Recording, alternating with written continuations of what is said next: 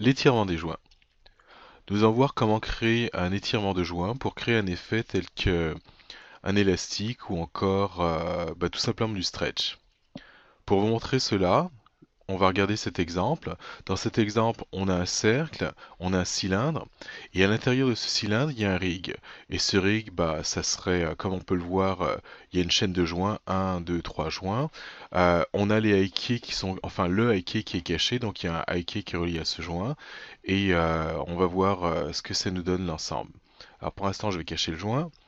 Alors l'effet haïké que vous connaissez sans doute, je rapproche et là les joints se plient.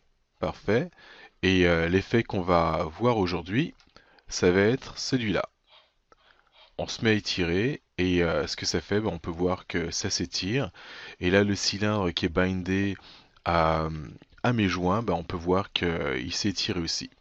Alors la petite chose que j'ai rajouté à cela, comme on peut voir, là, ça se déforme et ça c'est rien de plus qu'un blend shape, c'est-à-dire ici j'aurai la position normale qui est là et à partir du moment où je me mets à étirer, j'utilise un blend shape de façon à rétrécir et ça nous donne, on va dire, une impression de conservation du volume.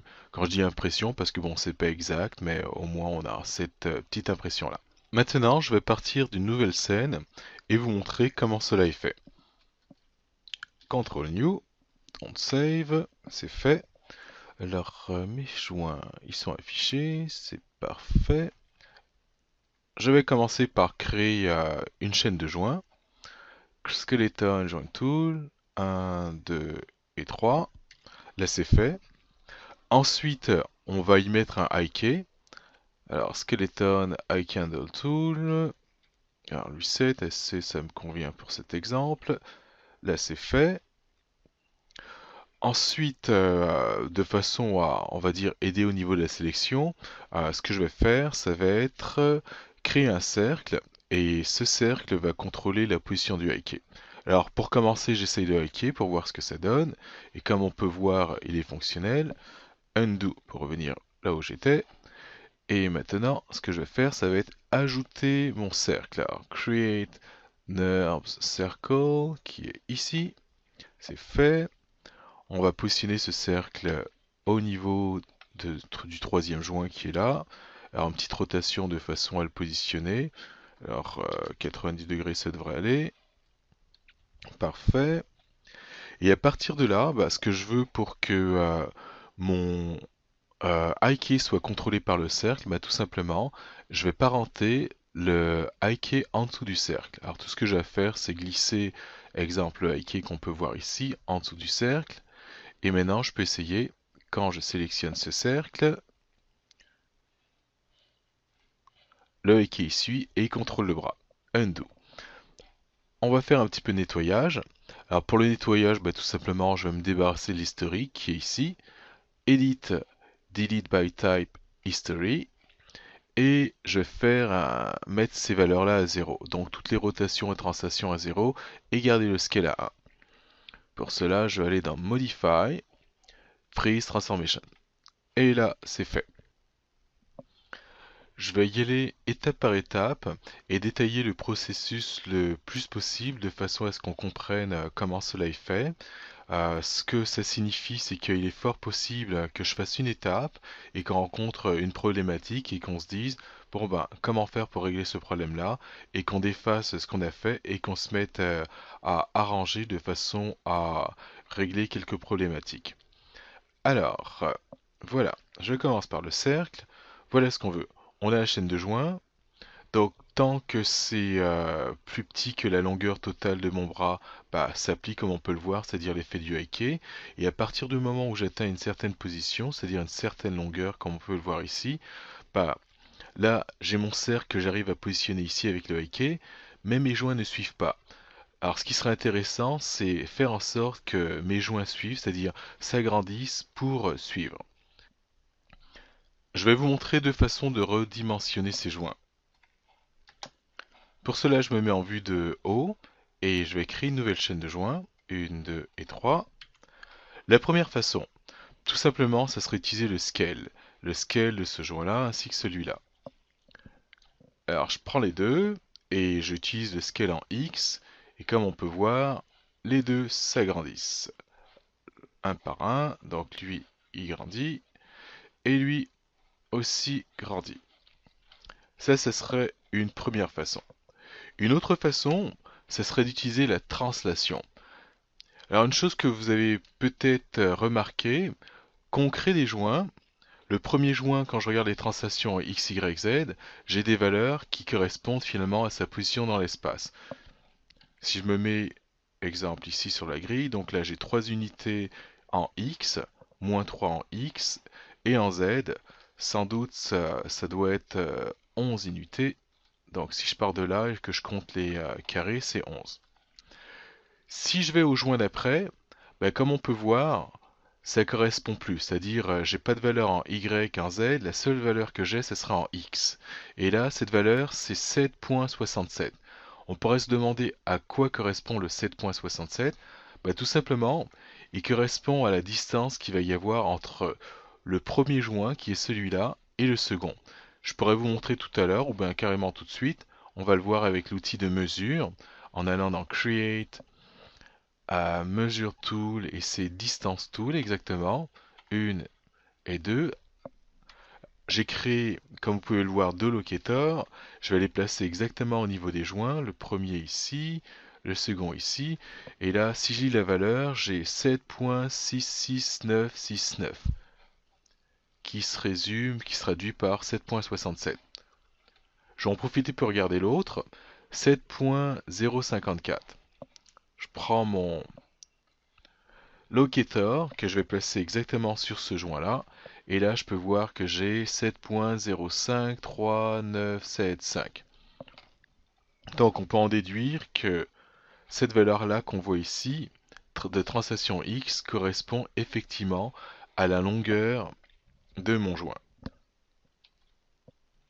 Alors maintenant que ça c'était dit, la seconde façon consistera tout simplement, si je veux agrandir cette partie-là, sera de modifier finalement la translation x de ce joint.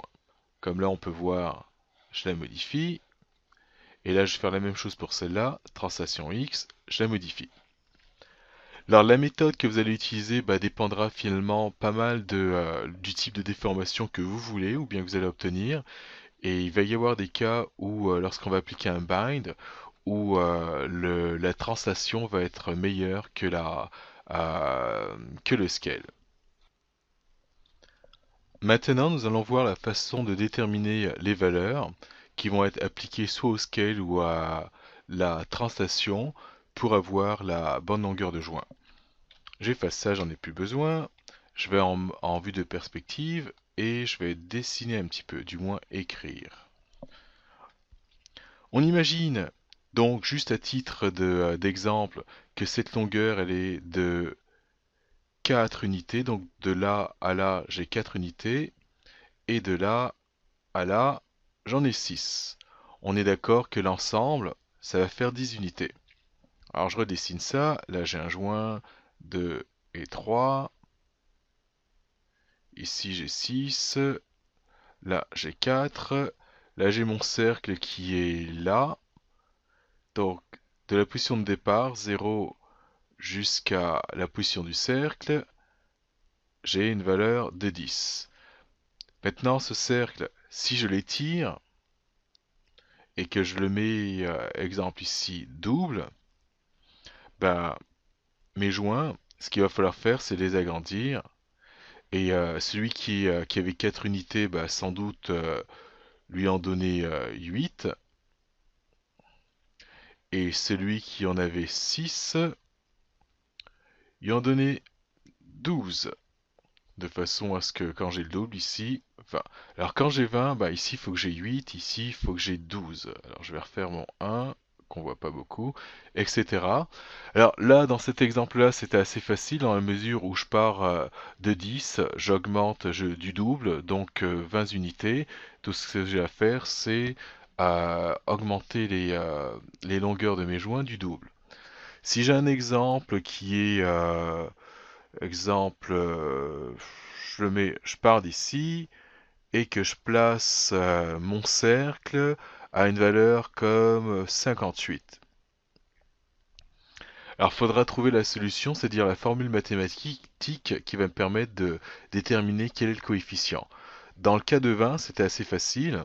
Je multipliais mon 4 et mon 6 par 2. Dans le cas de 58, bah, la formule, tout simplement, on va prendre la distance réelle. La distance réelle, ça va être finalement de la position de départ jusqu'à la position de mon cercle.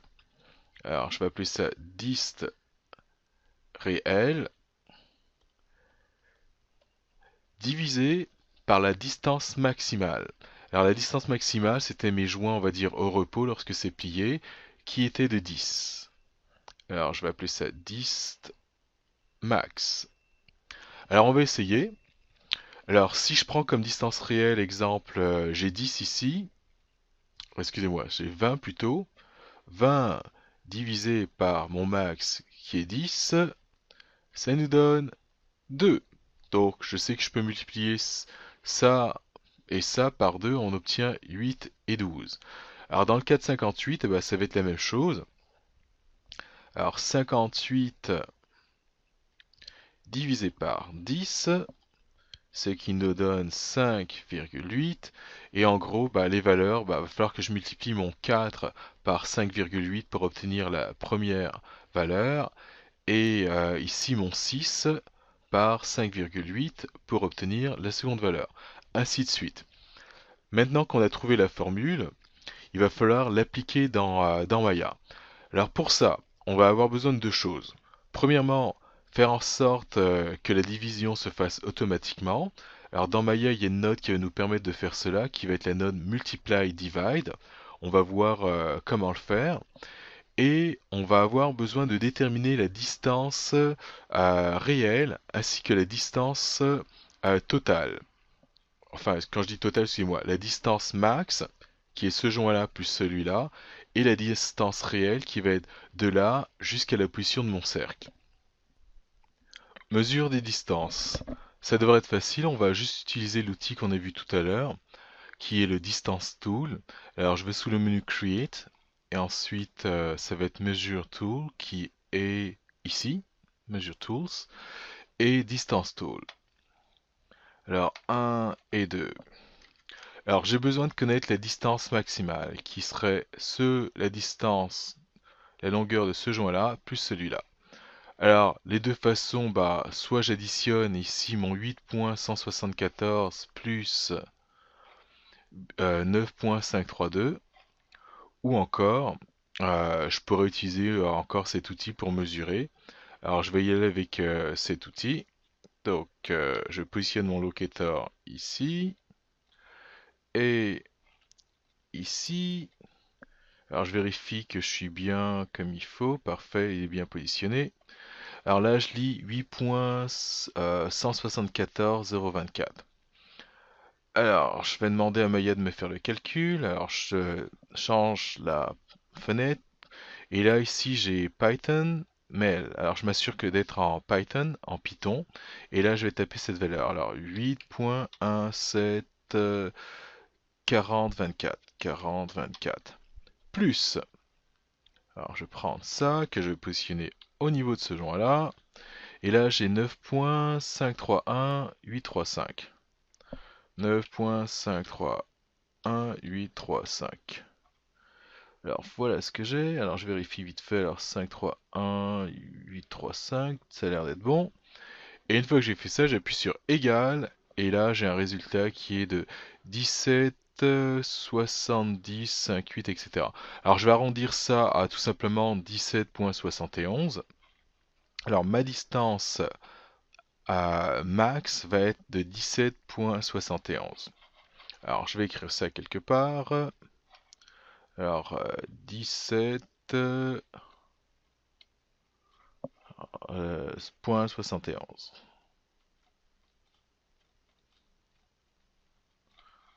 Et voilà pour la distance max. La distance réelle. Alors la distance réelle, comme on peut le voir, ça va être une distance qui va être variable et qui va dépendre de la position du cercle. Alors tout simplement pour obtenir cette distance-là, pas mon locator, je fais en sorte qu'en tout temps qu'il reste positionné sur ce joint-là. Alors pour ça, c'est assez simple. J'ai juste à faire une contrainte de position. Donc je prends le joint qui est là, ensuite le locator, et je vais dans le menu contrainte, point. Alors comme d'habitude, j'aime bien faire un reset, edit, reset, add. Alors là c'est fait. Alors je peux tester, alors n'importe où je vais mettre ce joint. Là en ce moment mon joint est sélectionné. Le locator il reste en place. Et pour cette partie-là, ce que je vais faire, c'est faire en sorte que mon locator suive le cercle ou encore le hiker. Alors je voyais avec le cercle. Alors donc du coup, je prends mon cercle, ensuite le locator. Alors là, c'est un petit peu mêlant. Sans doute, je vais effacer les valeurs que j'ai ici.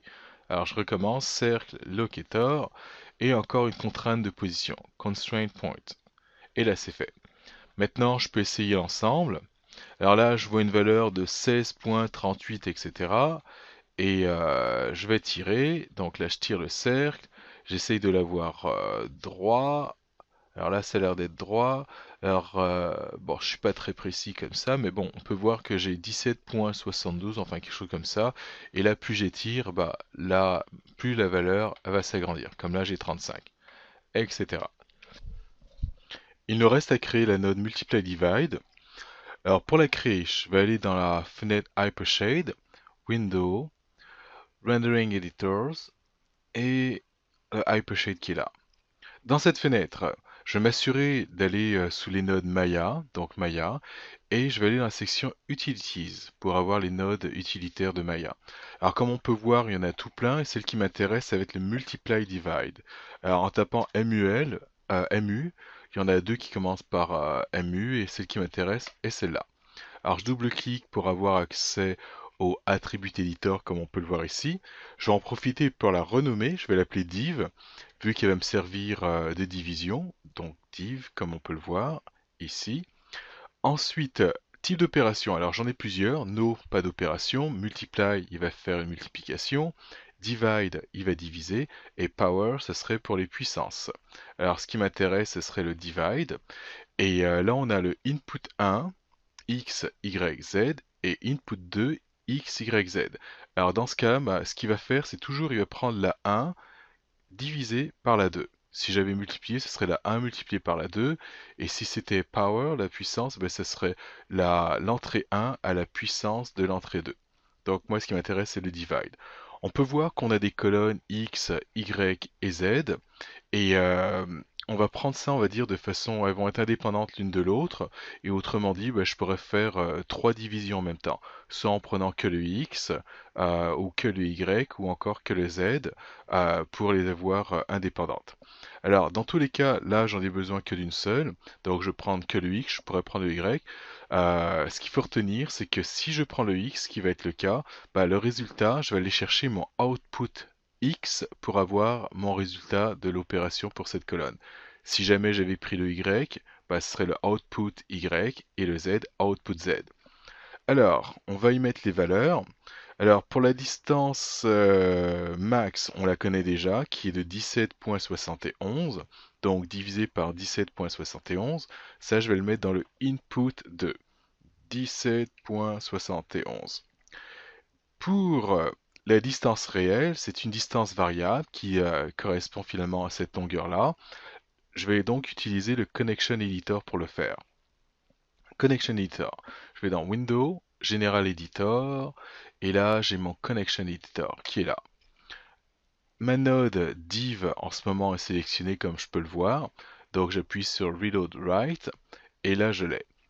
Pour le côté gauche, j'ai besoin d'avoir accès finalement à cette valeur-là. Je vais ouvrir rapidement mon outliner et pour obtenir la distance, il va falloir que j'aille dans la shape de cette node-là. Alors pour aller dans la shape, il y a deux façons de faire, enfin plusieurs.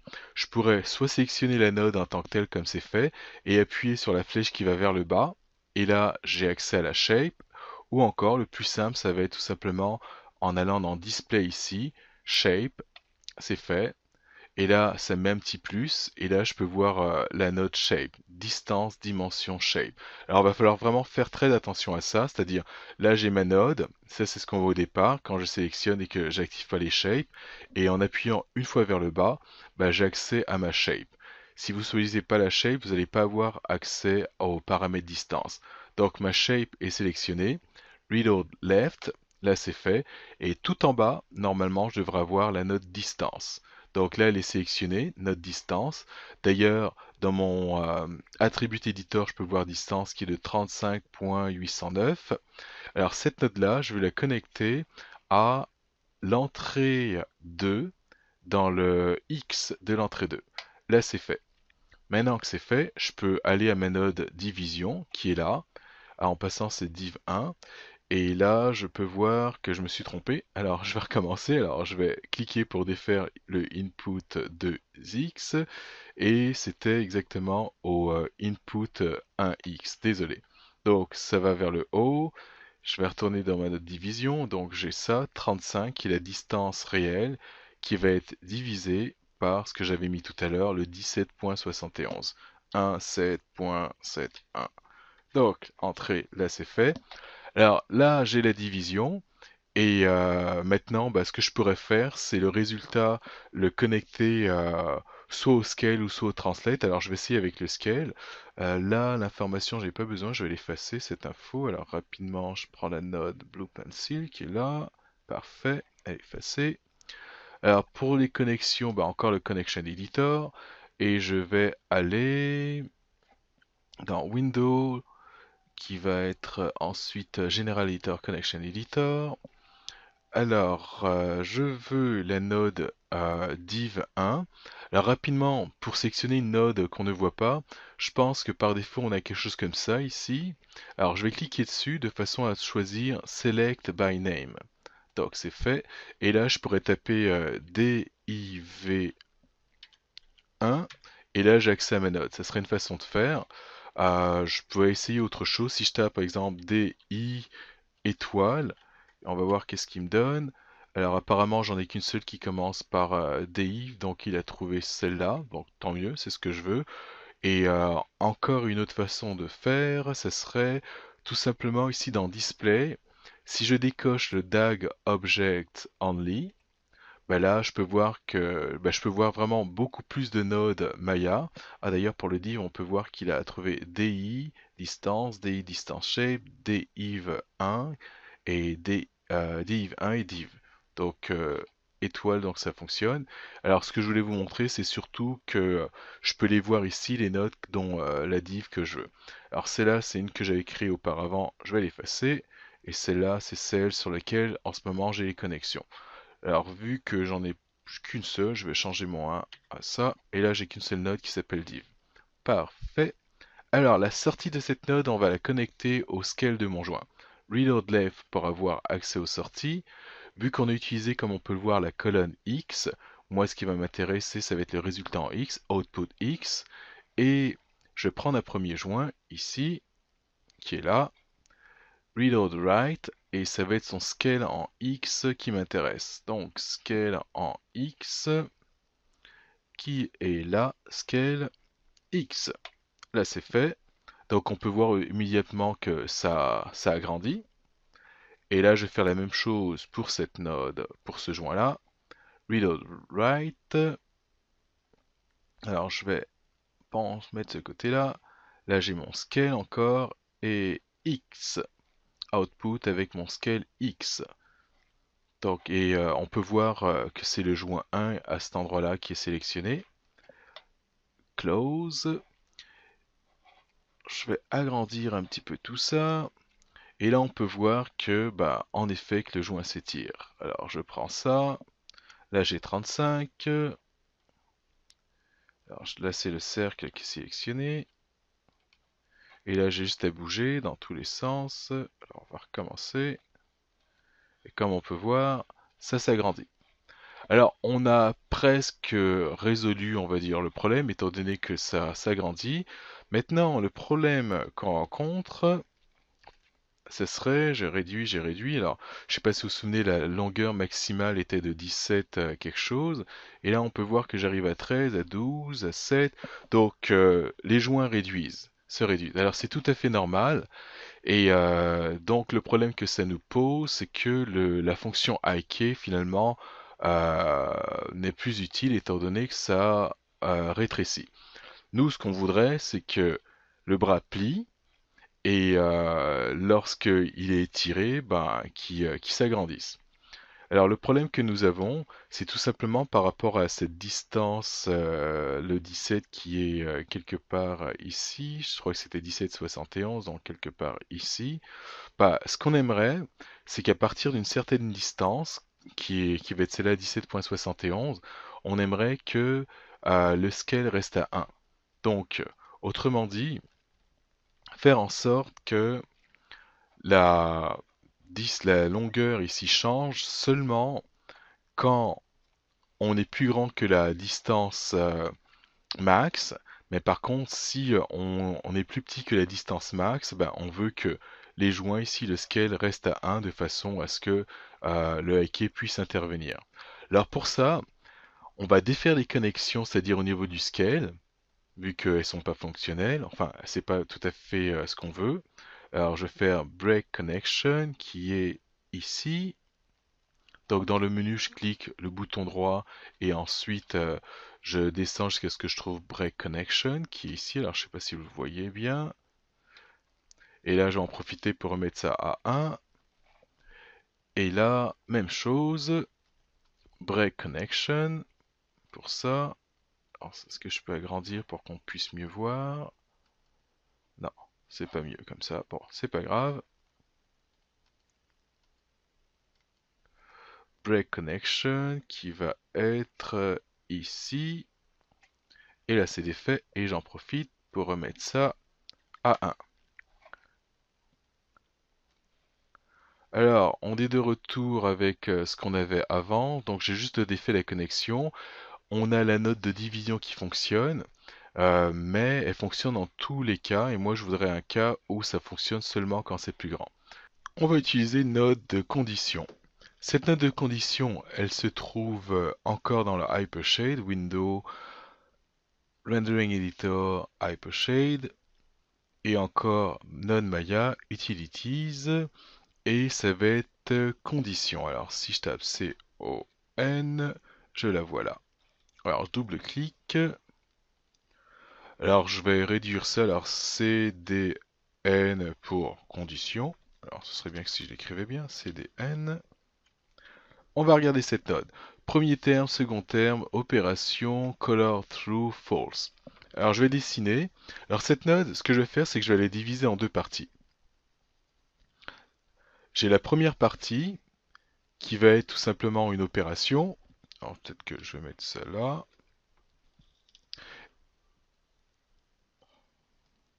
Ça va être mes deux entrées. Celle-là, premier terme. Et ça, c'est le second terme, comme on peut le voir ici. Et à ça, je vais y appliquer une opération. Alors l'opération, on peut voir qu'il y en a une, deux, trois, quatre, cinq, six. Alors, égal, différent, not equal, plus grand que, plus grand ou égal, plus petit que, ou plus petit ou égal. Alors, je vais prendre la plus grand que, c'est fait. Donc, je vais mettre ça. Et en gros, en choisissant plus grand que, bah, il va comparer le terme 1. Est-ce que mon terme numéro 1 est plus grand que le terme numéro 2? Et en fonction de ça, bah, je vais avoir une réponse. Alors, ça va être oui ou non, ou vrai ou faux. C'est là qu'intervient la seconde partie de ma node. Alors, cette partie, je vais avoir ici une sortie. Et là, je vais avoir ma color if true, donc si c'est vrai, ou false, si c'est faux. Alors, je vais renommer celle-là true. Donc, ici, on va voir quand ça va être vrai. Et là, c'est quand ça va être faux.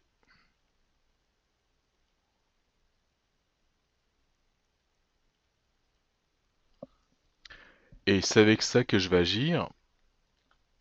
Alors pour la sortie, la façon dont ça fonctionne ici, on pourrait voir ça comme une switch, un interrupteur, qui va basculer de là à là, dépendamment du cas. Donc quand ça va être faux, bah, ma sortie, ça va basculer de ce côté-là, donc il va prendre l'information que j'ai dans faux et il va l'envoyer à droite ici dans la sortie. Et quand ça va être vrai, cette switch bascule de ce côté-là et la sortie, ben, le résultat va être égal à ce que je vais avoir comme information au niveau du true. Alors maintenant, comment on va appliquer cela? Alors je redessine ma node multiply divide que je vais mettre ici. Alors je vais mettre le signe de division parce qu'on sait qu'il y a une division qui est faite. Donc ça serait la distance max divisé par la distance réelle. Donc j'ai ça divisé par ça, j'ai un résultat. Alors ce résultat, je vais le connecter ici. Alors ce résultat, si je prends le cas, exemple, j'ai une distance max de 10 et j'ai une distance réelle qui est plus grande que 10. Exemple, si je prends, on va dire 15, ça va me donner 1,5. Parfait. Donc tant que c'est plus grand, on veut que ça s'agrandisse. Par contre, quand c'est plus petit, alors si j'ai une distance réelle de, je vais dire 8, divisé par 10, ça nous donne 0,8. Et si j'ai les mêmes, 10 sur 10, ça nous donne 1. Ok? Alors là, ça sera des exemples de division. Et nous, ce qu'on va vouloir faire, là, dans ce cas-là, c'est-à-dire les deux sont de la même taille, il n'y a pas d'étirement, ça va. Et dans ce cas-là, ma distance réelle est plus grande, donc j'ai un étirement, donc le résultat, on va dire, est plus grand que 1. Et dans ce cas-là, on a la distance réelle qui est plus petite, donc là, ça va être plus petit que 1, et ça, j'en veux pas parce qu'on sait qu'on avait branché finalement la sortie de ma node multiply divide directement en joint, et dans ce cas-là, bah, ça va rétrécir le joint. Donc nous, ce qu'on veut faire, c'est éviter cette situation-là, et pour l'éviter, bah, ça va se produire quand, on va dire, le résultat ici finalement va être inférieur à 1. Alors donc du coup, à ce niveau-là, bah, je vais comparer, c'est-à-dire le résultat que je vais avoir en sortie de ma node multiply divide, c'est-à-dire de ma division, je vais les comparer à la valeur 1. Donc ça signifie qu'ici, dans mon second terme, je vais mettre comme valeur 1. Donc en gros, il va comparer le premier terme à 1. Autrement dit, la sortie de ma node division à 1. Une fois que ça va être fait, si le résultat est plus petit que 1, donc ça signifie que c'est faux, parce que là j'ai est-ce que ce que j'ai ici est plus grand que 1? On va dire c'est faux. Alors quand ça va être faux, bah, ce que j'aimerais c'est que la sortie qui va être connectée au joint soit toujours à 1. Donc ça signifie qu'on change pas la taille de mon joint, le scale de mon joint va rester à 1. Donc ici dans color if false, donc quand ça va être faux, je vais mettre comme valeur 1. Alors là, je regarde, là j'ai déjà 1, c'est ce que je veux, c'est parfait.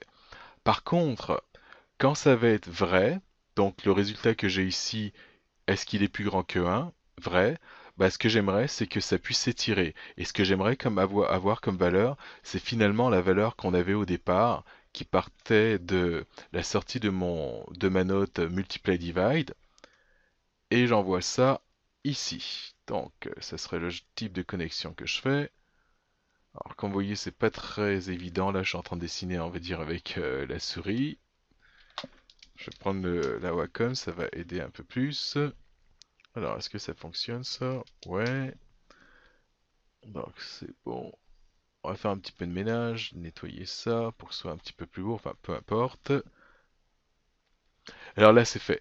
Donc, dans le cas où c'est vrai, c'est-à-dire mon résultat, exemple, si je prends cette section-là, j'ai un résultat de 1.5 qui va être envoyé ici, le 1.5. Ensuite, une fois qu'il est envoyé ici, est-ce que 1.5 est plus grand que 1? La réponse est oui.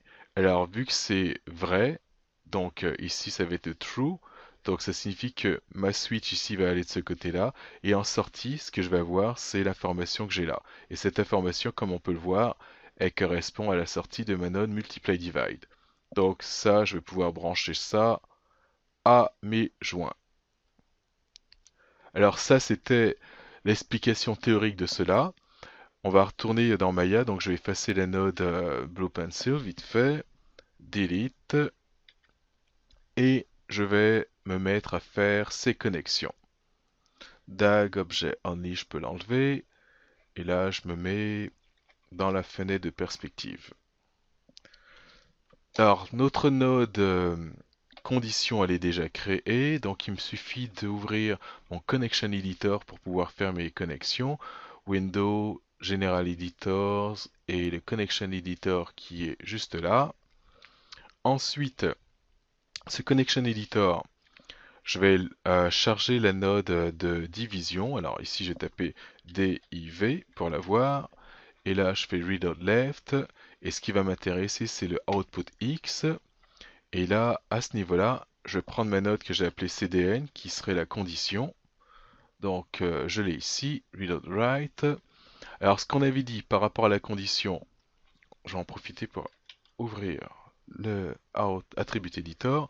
Alors le premier terme ici, ce que je veux finalement, ce serait la sortie de de ma node de division. Alors output x que je vais mettre à alors first term qui est là. Second terme c'est fait.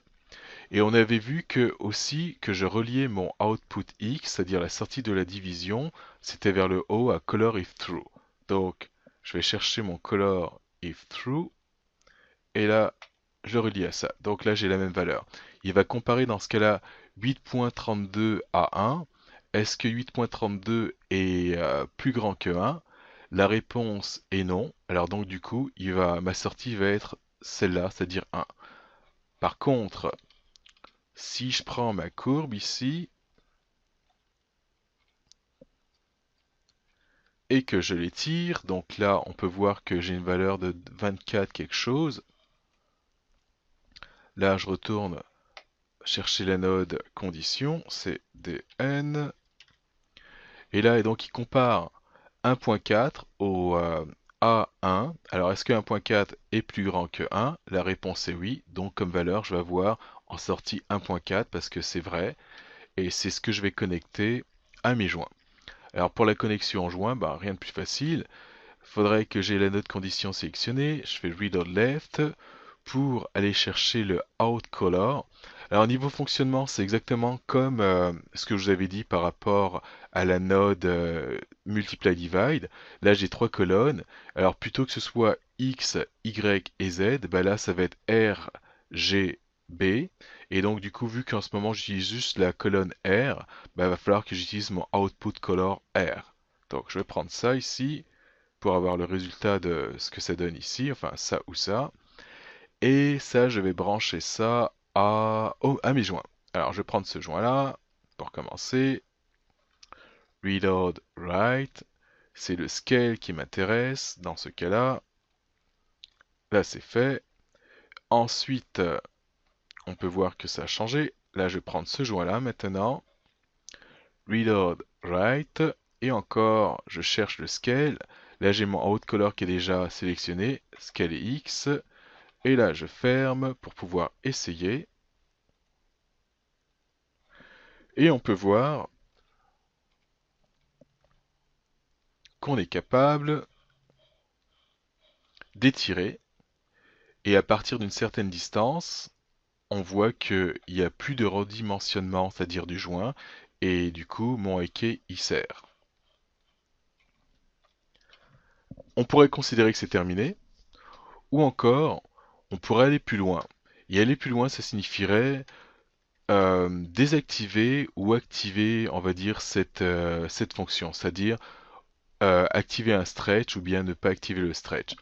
Alors pour cela, je vais encore utiliser une node de condition et ce que je vais faire, je vais encore déconnecter ce que j'ai au niveau de mes joints ici. Alors joint 1 et joint 2, donc je les prends tous les deux. Le scale et encore je vais faire un break connection, donc bouton droit, break connection. et je vais revoir un petit peu mes connexions de façon à mettre une condition. Alors cette condition, alors je vais retourner à mon outil pour dessiner et vous dire comment je vais tout simplement créer cela. Alors je prends mon stylo. Alors jusqu'à présent, voilà ce qu'on avait. On avait la division. Alors ça, donc celui-là divisé par celui-là. Ensuite, on allait dans une note de condition. Alors la note de condition, je vais encore la diviser en deux. Donc je vais faire ça ici, plus grand que. Et comme valeur, j'avais 1 et compare à 1.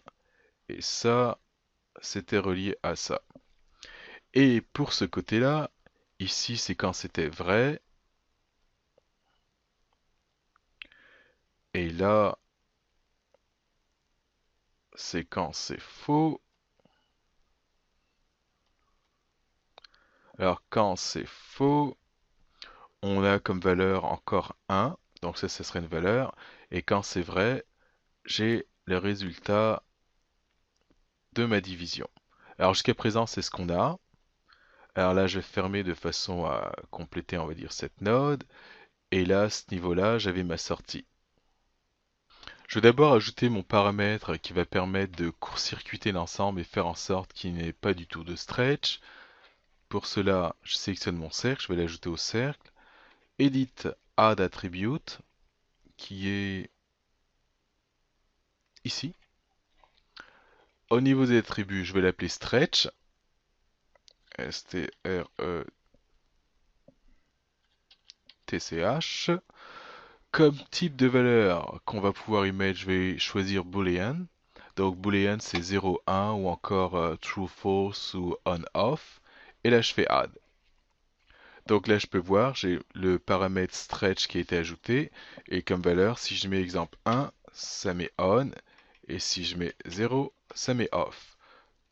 Voilà, j'ai ajouté mon paramètre. Maintenant, en termes de théorie, comment on va l'utiliser? Alors ce que j'aimerais, c'est lorsque je mets off ou on, bah, que je puisse court-circuiter, c'est-à-dire la valeur que j'ai ici. Alors pour la court-circuiter, ça va être assez simple. Je vais utiliser, on va dire, deux nodes, une pour court-circuiter, et en fonction du résultat, une autre de condition qui va faire en sorte que ça va être fonctionnel ou pas fonctionnel. Alors, pour court-circuiter l'ensemble, ça va être une node multiply divide, et cette fois-ci, je vais y faire, ça va être une multiplication. Alors le résultat que je vais avoir ici, je vais l'envoyer là, en entrée, et ça, ce résultat-là, je vais le multiplier par une valeur que j'aurais déterminée avec mon stretch. Donc cette valeur, quand ça va être à on, bah, cette valeur, ça va être 1, et donc du coup, bah, n'importe quoi que j'ai comme valeur ici, on va dire 1500 multiplié par 1, on est d'accord que ça nous donne encore 1500. Parfait. Par contre, si je change mon stretch à off, comme il est en ce moment, bah, plutôt que d'avoir 1 ici, je vais avoir 0, et n'importe quelle valeur multipliée par 0, le résultat est 0. Et du fait que ça va être 0, euh, ça, on veut plus que ça soit fonctionnel. Alors bien entendu, le 0, je peux pas l'y envoyer directement, on va dire, au joint. Alors, ce que je vais faire, je vais mettre encore une autre node de condition. Et cette node-là, elle va valider si j'ai un 0 en sortie. Alors pour valider, donc je vais mettre ce que j'ai ici. Et là, je vais mettre le signe, je pourrais choisir comme mode d'opération égal. Alors, est-ce que le résultat que j'ai ici est égal à 0? Donc, est-ce que ça est égal à 0? Si c'est vrai, alors le vrai, je vais le mettre cette fois-ci en bas.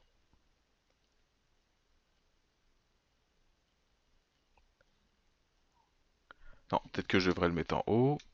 Alors, je vais changer ça vite fait. Alors, c'est juste pour le dessin, pour que ce soit plus simple. Donc là, c'est fait. Là, je vais mettre ma sortie. Donc, égal à 0. Si c'est vrai, ce que j'aimerais, c'est que ce soit court-circuité, et dans ce cas-là, avoir comme valeur 1 au niveau des joints, et 1, ça signifie que je n'ai pas de stretch. Donc je vais mettre 1 ici. Et ça, alors excusez-moi, j'ai encore changé, enfin peu importe. Alors, ça va être le vrai. Donc quand ça va être vrai, la switch, elle va être là. Par contre, si c'est faux, ma switch, elle va être vers le haut.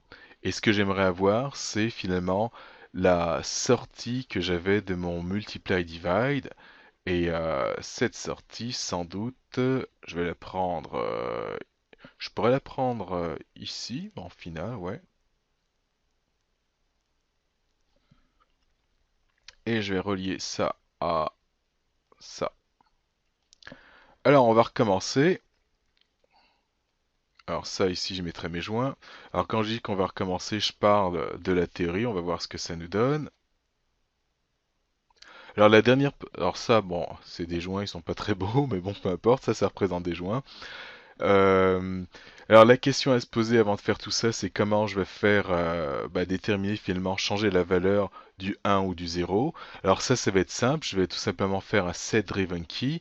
Donc ce que je vais faire, c'est que la courbe, selon ce que j'ai comme valeur stretch, si c'est off, je veux je veux qu'il envoie 0 ici, et si c'est on, je veux qu'il envoie 1 ici. Je pourrais peut-être même essayer de connecter directement mon stretch à ça. Enfin, ça sera à voir. Peut-être que ça fonctionnerait sans set driven key. Je vais d'abord essayer sans set driven key. Et s'il prend la valeur, c'est-à-dire il met comme sortie 1 et 0, tant mieux, ça va marcher. Et sinon, je vais utiliser mon set driven key. Alors, pour cette partie-là, on a vu, on sait que c'est une division. Pour cette partie-là, on a compris, c'est-à-dire le scale va se faire seulement quand ça va être plus étiré. Maintenant, on va revoir ça. Alors, quand j'ai 1, ça signifie que c'est active, donc peu importe le résultat que j'ai ici, je multiplie par 1, et ce résultat multiplié par 1, qui va être encore le même que celui-là, va être comparé à 0. Alors, est-ce que c'est égal à 0? Je dirais, dans ce cas-là, c'est non. Alors, vu que c'est non, je vais mettre ici le faux. Ma switch va aller de ce côté-là. Et comme valeur que je vais avoir à mon joint, ça va être la valeur que j'ai là. Maintenant, je vais prendre dans le sens, dans ce cas, le cas où j'ai 0. Alors, dans le cas où j'ai 0, la valeur que j'ai ici est multipliée par 0. Donc, le résultat est égal à 0. Ensuite, donc ça signifie que j'ai court-circuité, que je veux pas que ça fonctionne. Ensuite, est-ce que 0 est égal à 0? Je dirais que c'est vrai. Donc du coup, ma switch, elle va aller vers le bas. Et ce qui va être connecté à mes joints, ça va être la valeur 1, ce qui signifie que mon scale, il va être égal à 1. Alors c'est comme ça que je vais faire l'ensemble. Alors maintenant, je vais retourner, on va dire, dans Maya. Alors première étape, j'ai besoin, comme on peut le voir, d'une node encore multiply divide pour multiplier. Pour cela, Hypershade, je vais l'écrire tout de suite, ma condition est mon multiply divide. Window, Rendering Editors, Hypershade, Utilities, alors multiply, donc là c'est fait, je vais la renommer. Alors la première elle s'appelait div, alors là je vais appeler cela mult, M-U-L-T. Là, il a multiply parfait, et le résultat que je vais avoir, je vais le multiplier par 0. Donc ici, input 2, je mets 0. Alors le 0, comme on peut le voir, il correspond à ça ou ça. En fait, ça, c'est quelque chose qui va varier. Et là, pour mon input 1, ça va être la sortie de ma node div. Alors, connection editor. Alors, il y a le connection editor. Là, c'est fait. Alors la node div, je vais la chercher. div, là c'est fait. Alors la sortie, c'était la sortie en X, c'est ce que je veux. Maintenant ma node mult, alors M-U-L-T, je pense que c'était ça le nom, parfait. Alors ce que je veux, ça va être l'entrée 1X. Là c'est fait. Donc là, j'ai 0,945 qui va être multiplié soit par 1 ou soit par 0. Alors, je vais en profiter pour faire la connexion avec l'attribut dont je parlais tout à l'heure, stretch, qui est sur la courbe. Alors, je choisis la courbe ici pour avoir cet attribut. Et là, je vais aller faire reload left et voir si je le trouve. Stretch, qui est là, et que je vais connecter dans la node mult. Alors, M-U-L-T, CTRL A. Alors, ça va être mon input de X. Stretch avec mon input de X. Alors là, on voit que le stretch est égal à 0. Ça a l'air d'être bon. Je vais prendre la courbe et je vais changer ça à 1 pour l'avoir à on. Et je vais aller chercher ma node mult, M-U-L-T, et vérifier si cela a changé. Et comme on peut le voir, ça a changé. Donc, très bien, ça me facilite la tâche, donc du coup, j'ai pas besoin d'utiliser de setDriven key. Automatiquement, dépendamment de ce que je vais mettre, c'est-à-dire on ou off, bah ça va changer à 1 ou à 0. Alors, cette partie-là est faite. Maintenant, la node condition, on va faire cette partie-là. Donc, encore mon hypershade qui est là. Excusez-moi, c'est fait. Utilities, condition, alors C-O-N, là je clique.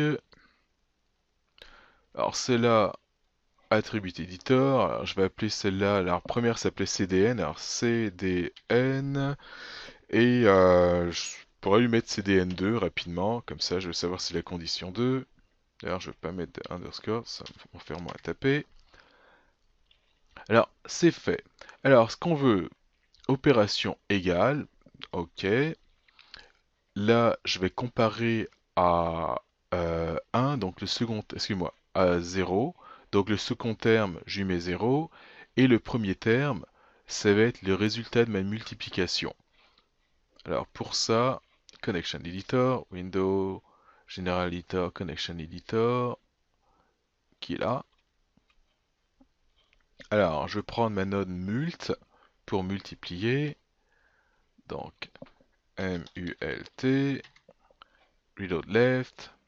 Et je vais prendre son output x, parce que j'utilisais la colonne des x pour la multiplication. Et ça, je vais envoyer ça sur ma deuxième node de condition. Alors, c'est dn.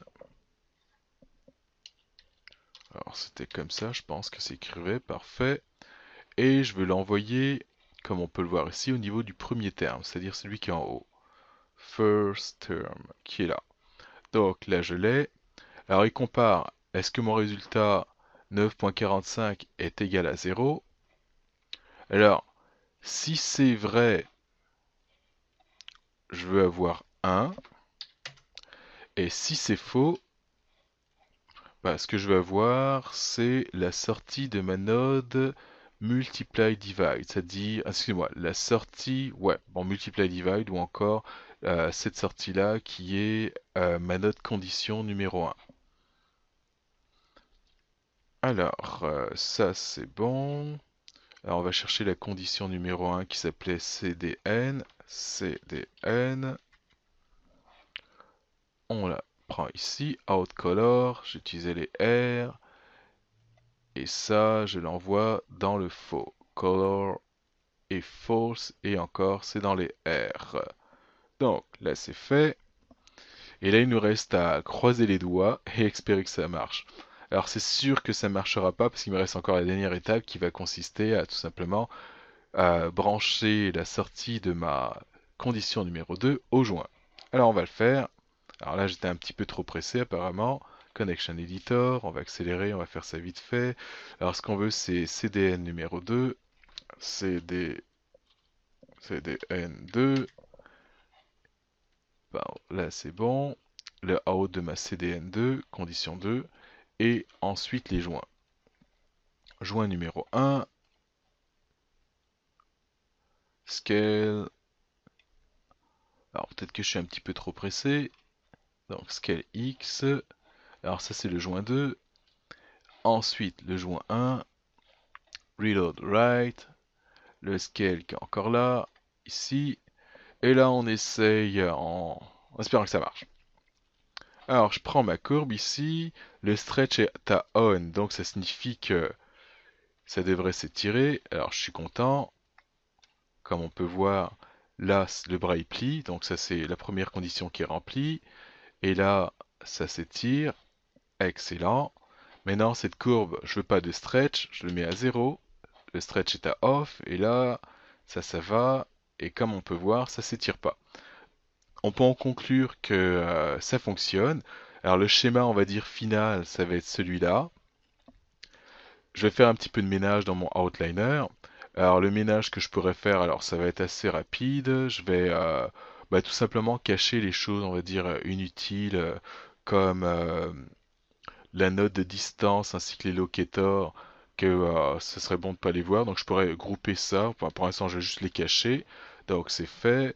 Le hiker aussi. Alors le hiker, il était, je pense, sous la courbe. Donc c'est le cas ici. Là, CTRL H. Ou encore, tout simplement, à ce niveau-là, visibilité, j'ai juste à le mettre à off. Et là, je peux essayer l'ensemble. Alors on va mettre ça à plein écran. Et là, j'ai ma solution qui est faite. Donc, pas de stretch. Et si je veux un stretch, j'ai juste à activer ici, je mets on. Et là, j'ai mon stretch.